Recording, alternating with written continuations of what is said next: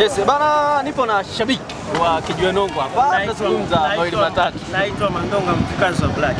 Wewe ni Mandonga mtukazi wa Black kabisa. Tuambie, ni kipi hasa ambacho kilikuvutia kwa shabiki wa Kijiwe Nongwa?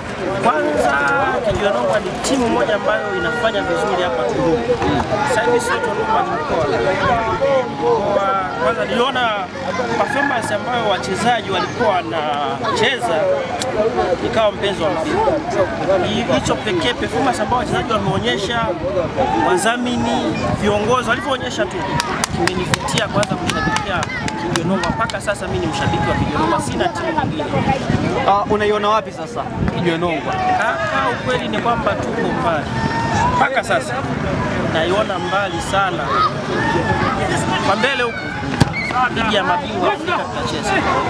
Kabisa. Tunacheza ligi ya mabingwa Afrika bila wasiwasi. Kwa hiyo ndio itakuwa timu ya kwanza kutoka Songwe kucheza ligi ya mabingwa.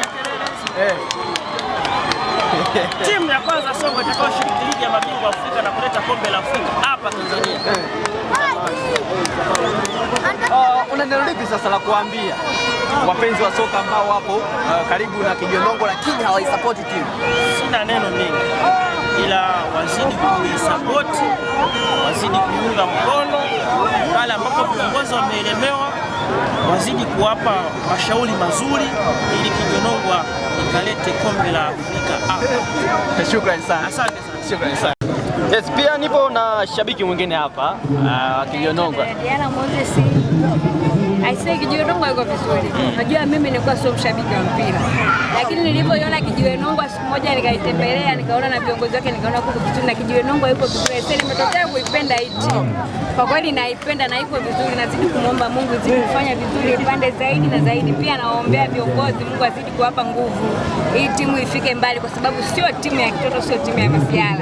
Yuko vizuri. Na wasimamizi pia wako vizuri. Kwa mimi ninachosema nazidi kuomba Mungu azidi kuwapa timu izidi kupanda juu. Yaani wewe vijana wenye nguvu. Mbeleni kuafikia mpaka mje tucheze na Simba au unaonaje? Hiyo iko vizuri.